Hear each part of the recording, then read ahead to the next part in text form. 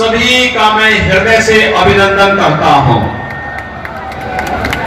बहनों और भाइयों, देश के अंदर लोकसभा का चुनाव चल रहा है और लोकसभा का चुनाव पहले चरण का संपन्न हो चुका है। कल द्वितीय चरण का मतदान होना है। पहले चरण के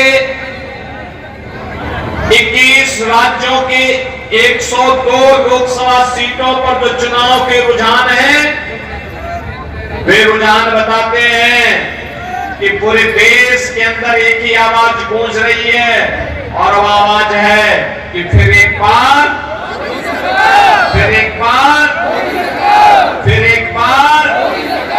मोदी सरकार का। बहनों और भाइयों, जो एक पूरे देश के अंदर की आवाज है, ये आवाज वो आवाज है जो 10 वर्ष के अंदर मोदी जी के नेतृत्व में एक बदलते हुए भारत को हमने देखा है। बहनों और भाइयों, एक ऐसा भारत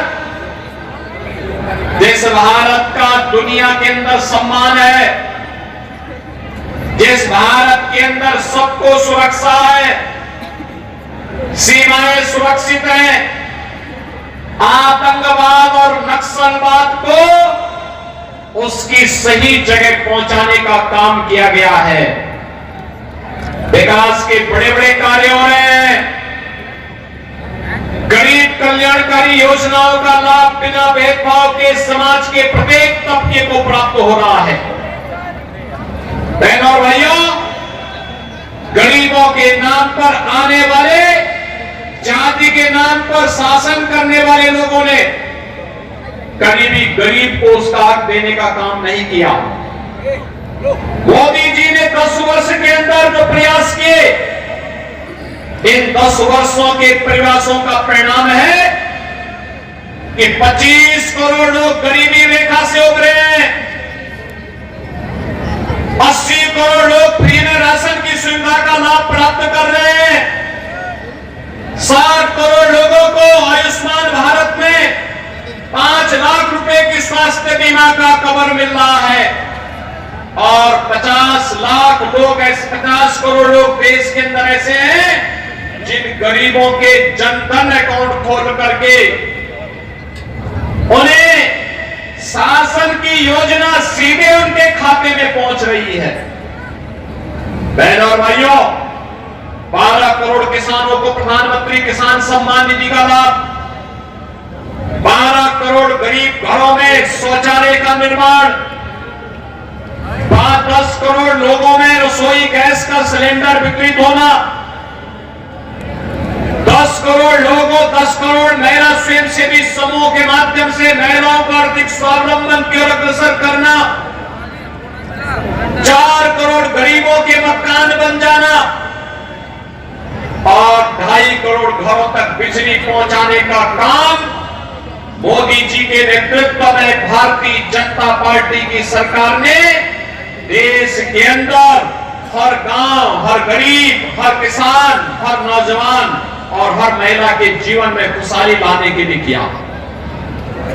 बहनों और भाइयों, एक तरफ विकास और विकसित भारत की संकल्पना के साथ मोदी जी इस 2024 के लोकसभा चुनाव में आपके सामने हैं और दूसरी ओर सपा, कांग्रेस का इंडी गठबंधन और बहुजन समाजवादी पार्टी अपने अपने कुनबे के साथ फिर से इस चुनाव में आ गई है।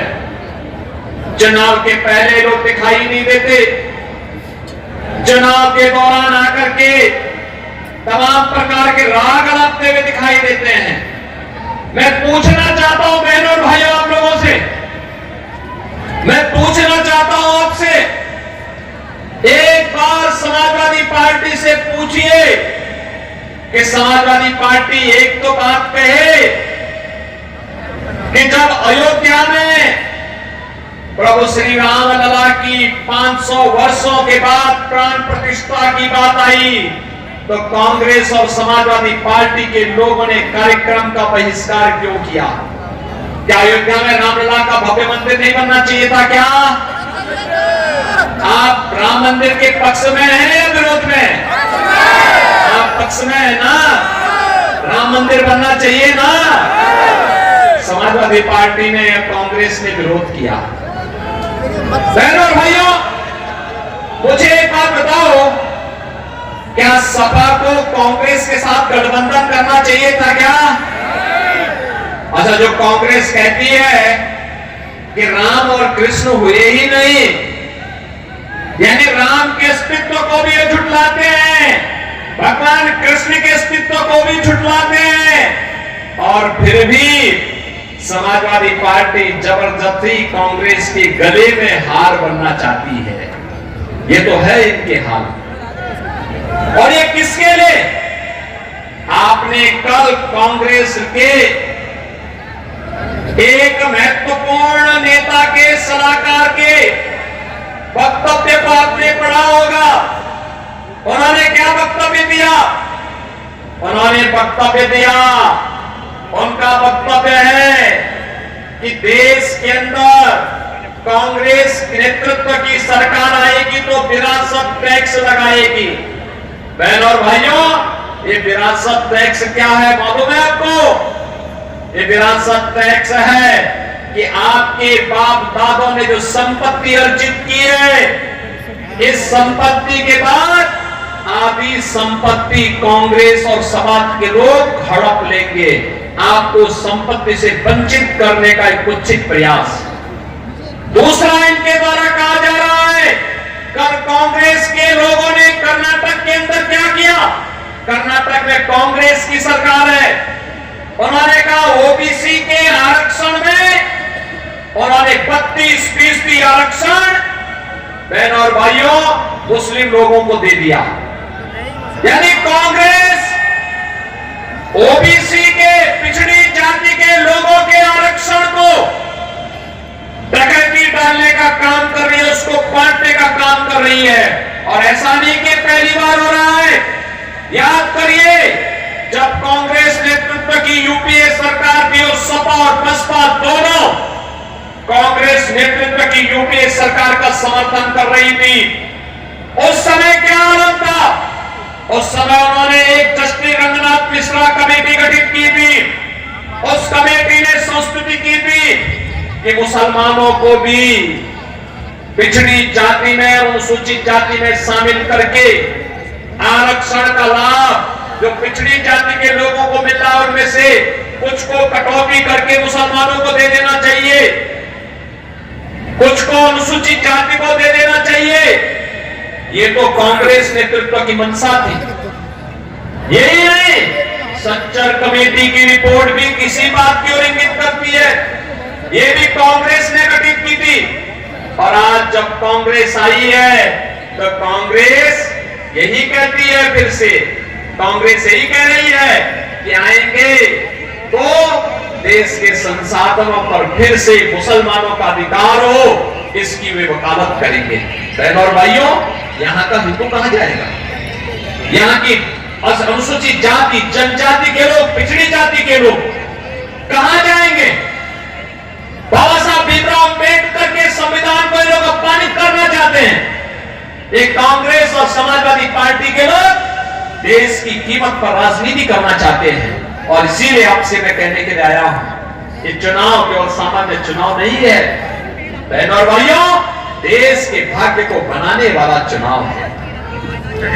आपने मोदी जी को 2014 में वोट देकर के देश की सत्ता सौंपी, तो मोदी जी ने देश की तस्वीर और तकदीर को बदलने का काम किया। कांग्रेस के हाथों में सत्ता थी, देश के अंदर आतंकी वारदात होती थी। कल मैं समाजवादी पार्टी की इस क्षेत्र के एक नेत्री के बयान को पढ़ रहा था, और बहनों और भाइयों, इसके द्वारा कहा जा रहा था कि मोदी जी ने जो बात कह दी है कि कांग्रेस का घोषणा पत्र कहता है कि हम गरीबी हटाएंगे। अरे गरीबी हटाओ का नारा कांग्रेस का आज से है क्या? आज से 54 साल पहले श्रीमती इंदिरा गांधी जी ने 1970 में नारा दिया था गरीबी हटाओ का, और 54 वर्ष के बाद उनका पोता भी वही रूप टोता रतन कर रहा है कि हम गरीबी हटाएंगे। अरे 65 वर्षों तक शासन किए थे, तब तो कुछ कर नहीं पाए थे, और आज गरीबी हटाओ की बात याद आ रही है। जब कांग्रेस की सत्ता थी तो गरीब भूखों मरता था, किसान आत्महत्या करता था, बेटी और व्यापारी सुरक्षित थी और नौजवान पलायन करता था। आज कहते हैं गरीबी हटाएंगे, और गरीबी कैसे हटाएंगे? गरीबी हटाने के लिए कह रहे हैं कि हम आपकी प्रॉपर्टी का सर्वे करवाएंगे। यानी आपके बाप दादों ने, आपके माँ बाप ने अगर कोई मकान एक शहर में बना दिया, एक गांव में बना दिया, आपके परिवार में 5 लोग हैं और 2 कमरों में रह सकते हैं, 4 कमरे हैं, तो 2 कमरे को ये लोग कांग्रेस और सपा के लोग हड़पने का कार्य करेंगे, हम सर्वे करा देंगे। अरे मेहनत करेगा हमारा आदमी, और हड़पने के लिए फिर एक कांग्रेस और सपा के गुंडों को आप छूट देंगे कि वे आपकी संपत्ति को हड़पने का काम करेंगे? क्या ये अधिकार देंगे आप? लेकिन कांग्रेस और सपा का इंडी गठबंधन का घोषणा पत्र इस बात को कहता है। और बहनों और भाइयों, मैं उनका बयान पढ़ रहा था, कह रहे थे कि मोदी जी ने कहा है कि माता बहनों के मंगलसूत्र पर भी संकट आने वाला है। हमारी हिंदुस्तान की संस्कृति है, शिष्टाचार है, परंपरा है कि हमारी माता बहनें स्त्री धन के रूप में जेवर को अपने यहां संभाल करके रखती। दुनिया के अंदर कहीं नहीं मिलता, केवल हिंदुस्तान में हमारी माताएं बहनें रखती है। जेवर, मंगलसूत्र भी होता है, गले का हार भी होता है, लॉकेट भी होता है, और भी उनके पास अपने जेवर होते हैं। पैसा होता है, उसको संभाल के रखती हैं, फिर जेवर खरीदती हैं, सोना खरीदती हैं, चांदी खरीदती हैं। हर परिवार में 1 तोला से लेकर के 1 किलो तक का सोना जरूर मिल जाएगा, क्योंकि वही उसकी अमानत होती है, वही उसका संस्कार होता है, और फिर वही अपने आने वाली पीढ़ी को विरासत में देती है, अपनी बहू को देती है, अपनी बेटी को देती है।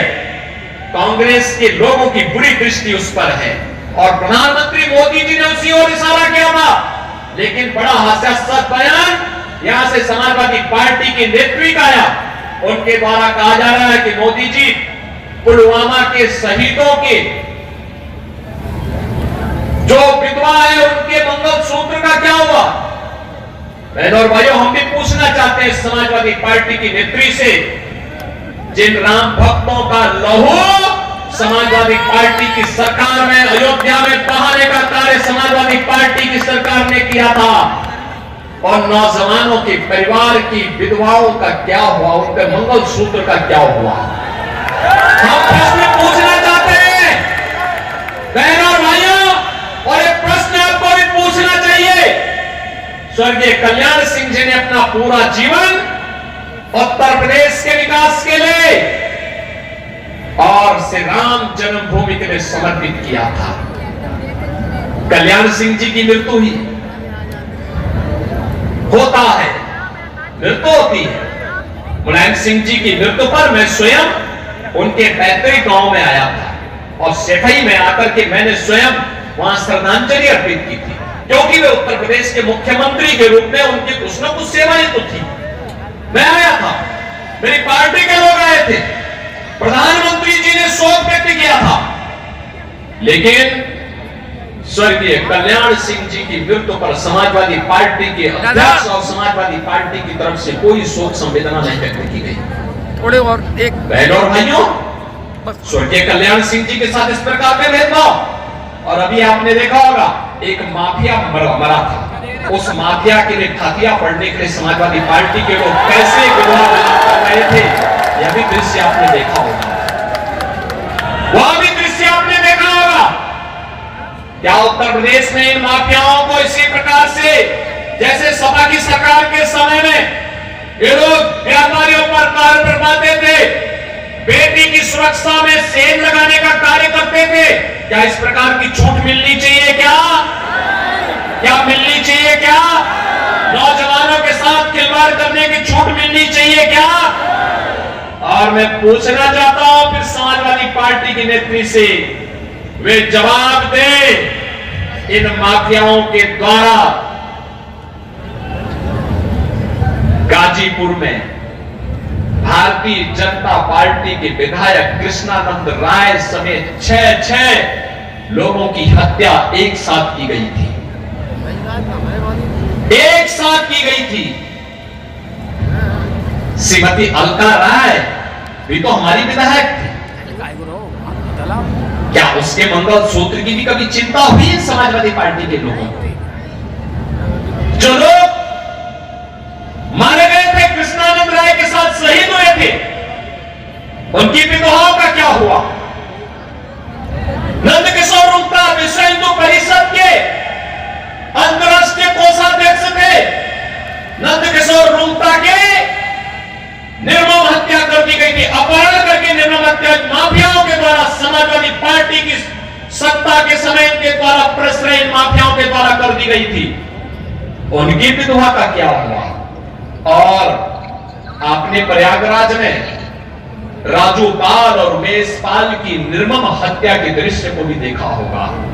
बहन और भाइयों, हम प्रश्न पूछना चाहते हैं समाजवादी पार्टी से, क्या राजू पाल ये भी तो पिछड़ी जाति के थे और उमेश पाल भी तो पिछड़ी जाति के थे, इनकी विधवाओं के मंगलसूत्र क्या हुए? कभी इन्होंने कभी अपने कृत्यों पर पश्चाताप करने का भी प्रयास समाजवादी पार्टी ने किया है? ये देश के साथ खिलवाड़ करने का काम कर रहे हैं, देश की कीमत पर राजनीति करना चाहते हैं।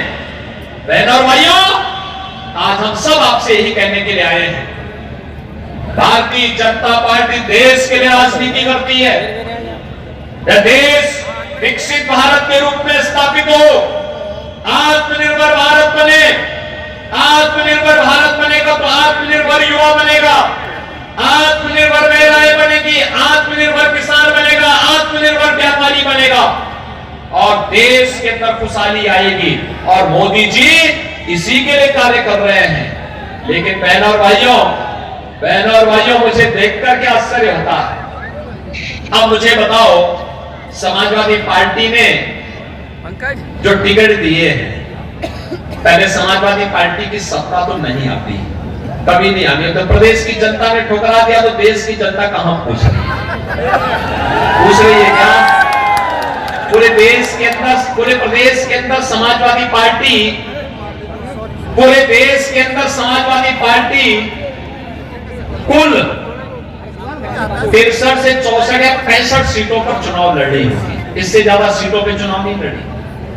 और सरकार बनाने के लिए, केंद्र में सरकार बनाने के लिए बहुमत चाहिए 273 सीट का। बताओ, 273 सीट का बहुमत चाहिए और चुनाव लड़े केवल 63 से 65 सीट पर, और कह रहे हैं हम सरकार बनाएंगे। क्या सरकार बनाएंगे? कैसे में हैं? क्या सरकार बनाएंगे? क्या कांग्रेस क्या सरकार बनाएगी? कांग्रेस स्वयं इतनी सीटों पे चुनाव नहीं लड़ रही है। क्या कांग्रेस सरकार बनाएगी? क्या कांग्रेस के नाम पे कोई आपके यहां वोट देता है क्या? बहनों और भाइयों, इन लोगों ने प्रदेश को तबाह किया था माफियाओं का। और मुझे तरस तो इस बेचारे शिवपाल पे आती है। वो तो केवल जैसे सत्यनारायण की कथा में जजमान एक होता और कथा सुनता है और बाद में अन्य लोगों को चूर्ण वितरण कर दिया जाता है, तो ये केवल चूर्ण खाने वाले व्यक्ति रह गए। कभी नेताजी मुलायम सिंह जी के मुख्य सिपा सालार हुआ करते थे, पूरे प्रदेश में तूती बोलती थी, और आज क्या हालत है। यानी कहीं कोई कार्यक्रम हो रहा है तो उनको बैठने के लिए सोफा नहीं मिलता, हत्ता मिलता है बैठने के लिए, हत्ता। और चूर्ण खाने के आदि हो गए। और इसीलिए मैं आप सबसे कहना चाहता हूं, अरे वीर भूमि है, चूर्ण मत खाइए। भारतीय जनता पार्टी के द्वारा सत्ता में सहभागी बनकर के विकसित भारत और आत्मनिर्भर भारत की संकल्पना को साकार करने के लिए कार्य करिए। इसीलिए मैं आपसे कहने के लिए आया हूं, बहनों और भाइयों, ये जो माफिया और अपराधियों के लिए फांसियां पड़ने वाले लोग हैं, इनसे कहिए कि 5 साल और फांसियां के लिए आपको हम दे रहे हैं, जाओ खूब पढ़ो। देश को आगे बढ़ने दो। सहमत है ना? और यही कहने के लिए आज मैं आया। देख रहे हैं ना, ये माफिया अपराधी जब पहले चलते थे, इनके काफिले निकलते थे ताकि अन्य लोगों का आना जाना बंद हो जाता था। और अब इनके गले में तख्ती लटकी है। कहते हैं हुजूर एक बार केवल जान बकस को थैली लगा करके आजीविका चला लेगा। अब जमीन कब्जा नहीं कर पाएंगे लोग। पहले बोलते थे ना, जो प्लॉट खाली है वह प्लॉट, हाँ, उस पे कब्जा करते थे जबरदस्ती। सपा का बोर्ड लगा के कब्जा कर लेते थे। अब भी कब्जा कर पाएंगे क्या? अब कब्जा नहीं कर पाएंगे, क्योंकि मालूम है कि पीछे से बुलडोजर की दृष्टि भी पड़ रही है। पड़ती है और बहुत ठोस, एकदम सटीक निशाना लगाता है। और जब चलता है ना, तो ऐसे चलता है कि बड़े बड़े माफिया की पैंटें गीली हो जाती है। और बहनों और भाइयों, में यही कहने के लिए आ जाया हूं, ये हमारे लिए गौरव की बात है। 500 वर्षों के बाद अयोध्या में रामलला विराजमान हुए हैं। हुए हैं ना? हुए हैं, कोई संदेह है क्या? भाजपा जो कहती है सो करके दिखाती है। और आप देखना, काशी और अयोध्या तो हमारा संकल्प पूरा हुआ। अब हम लोग मथुरा की तरफ प्रस्थान कर रहे हैं। ब्रजभूमि के विकास के लिए हम आगे बढ़ चुके हैं और ब्रजभूमि के विकास के साथ जसवंत नगर करहल को जुड़ना होगा। सहमत है? मैनपुरी जुड़ेगी, घर घर जाएंगे, मोदी जी का संदेशा लेकर के जाएंगे। देश को आतंकवाद और नक्सलवाद से मुक्त करने के लिए जो कार्य मोदी जी ने किया है, इसके प्रति, और अयोध्या में रामलला को विराजमान करने के लिए जो कार्य किया है, इसके प्रति कृतज्ञता ज्ञापित करते हुए मोदी जी को पत्र लिख करके समर्थन की घोषणा करेंगे। करेंगे बहनों और भाइयों, इसीलिए हम लोगों ने श्री जयवीर सिंह जी को यहां पर भारतीय जनता पार्टी और सहयोगी दलों के प्रत्याशी के रूप में उतार करके भेजा है। अब आप सोचो पहले यहां पे रामलला मैदान भी ठीक ढंग से नहीं था। आज देखो ना क्या भव्य बना है, क्या भव्य बन चुका है। देखो, भाजपा आएगी तो रामलला मैदान बनाएगी, रामलला का मंडप बनाएगी। भाई हम लोग तो समाज के लिए करेंगे, और सपा आएगी तो वे अपना घर बनाएंगे। यही करेंगे ना? बनाएंगे, करेंगे ना? आप मुझे बताओ कि यादवों में भी टिकट देने थे तो एक ही परिवार के सब है, एक परिवार से बाहर कोई हो ही नहीं पा रहा है। राष्ट्रीय अध्यक्ष, महिला मोर्चा की प्रभारी, उनकी एक ही परिवार, पति पत्नी दोनों। ऐसे ही शिवपाल जी को भी चूर्ण दे दिया। बताने वाले श्योर शक है कि वहां पे हारना है सपा को, तो वहां कहां चलो, शिवपाल हारने के लिए ही उन्होंने शिवपाल जी को वहां भेज दिया। वो तो 100% तय है कि वहां पे सपा का खाता खोलना ही नहीं। और इसके बाद फिरोजाबाद में उन्हें भेजा है, तो फिरोजाबाद में तो पिछली बार ही तय हो चुका है कि भाजपा के पक्ष में निर्णय ले चुके हैं। और 5वीं सीट है, बेचारा धर्मेंद्र यादव न चाहते हुए फिर आजमगढ़ चला गया। पिछली बार दिनेश लाल यादव निरोवा, भोजपुरी का बहुत अच्छा कलाकार है, और निरोवा ने पिछली बार ऐसा हराया, उनको ऐसा हराया कि दोबारा वे आजमगढ़ नहीं जा पाए डर के मारे। और फिर से आजमगढ़ की जनता यही फैसला करने जा रही है। लेकिन ये 5 के अलावा क्या कोई दूसरा यदुवंशी नहीं था क्या? एक परिवार के अलावा कोई है ही नहीं क्या? बहनों और भाइयों, ये परिवारवादियों को सबक सिखाने का समय है। ये जातिवादी राजनीति को प्रश्रय देकर के अपने परिवार को भरने वाले और देश की सुरक्षा के साथ सेल लगाने वाले गरीब मरता था, भूखों मरता था, स्वास्थ्य के अभाव में मरता था, मंदिर लूटे जाते थे, व्यापारी ठगा जाता था, महिलाओं की इज्जत के साथ खिलवाड़ होता था, नौजवानों की नौकरी के साथ, उनकी आजीविका के साथ लोग खिलवाड़ करते थे। लेकिन आतंकवादियों को बिरयानी खिलाते थे, बिरयानी। आप सोचो ना, समाजवादी पार्टी की सरकार के समय तो आतंकवादियों के मुकदमों को वापस तक करने का उन्होंने प्रयास किया था। और तब हाईकोर्ट ने टिप्पणी की थी। हाईकोर्ट ने कहा था, आज इन दुर्दांत आतंकवादियों का मुकदमा वापस ले रहे हो, कल इन्हें पद्म पुरस्कार दोगे, ये नहीं चलेगा, और खारिज कर दिया था। बहनों और भाइयों, आपने 7 वर्ष में यूपी में कहीं दंगा देखा है क्या? कहीं कर्फ्यू देखा है क्या? कहीं पर बेटी और बहन की सरेआम इज्जत के साथ खिलवाड़ करते हुए किसी बेशरम व्यक्ति को देखा है क्या? कोई कर पाएगा क्या आज के दिन पे? करेगा तो फिर फल भी भुगतेगा। क्यों अयोध्या में रामलला कोई विराजमान नहीं करेंगे? जो व्यापारी और बेटी की सुरक्षा के साथ खिलवाड़ करेगा, राम नाम सत्य है कि गारंटी भी हमसे ले लेगा। और इसीलिए आपसे कहने के लिए बहनों और भाइयों, आज हम लोग आए हैं कि श्री जयवीर सिंह जी के नेतृत्व में आज भारतीय जनता पार्टी ने उन्हें प्रत्याशी बनाया है। श्री राम नरेश अग्निहोत्री जी और यहाँ के हमारे सभी जनप्रतिनिधिगण, पदाधिकारीगण, ब्लॉक प्रमुखगण, ये सभी लोग लग करके आप सबसे अपील करने के लिए आए हैं।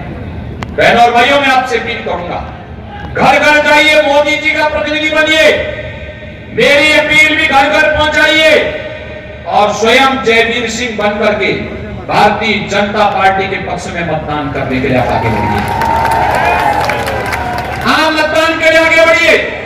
जो भारत के सैनिकों का अपमान करते हैं, पुलवामा के शहीदों का अपमान करते हैं, जो भारत की सीमा के साथ खिलवाड़ करते हैं, आतंकवाद और नक्सलवाद को प्रश्रय देने का काम करते हैं, और माफिया और अपराधियों के लिए खातिया पढ़ने का काम करते हैं, इनको एक सिरे से खारिज करिए।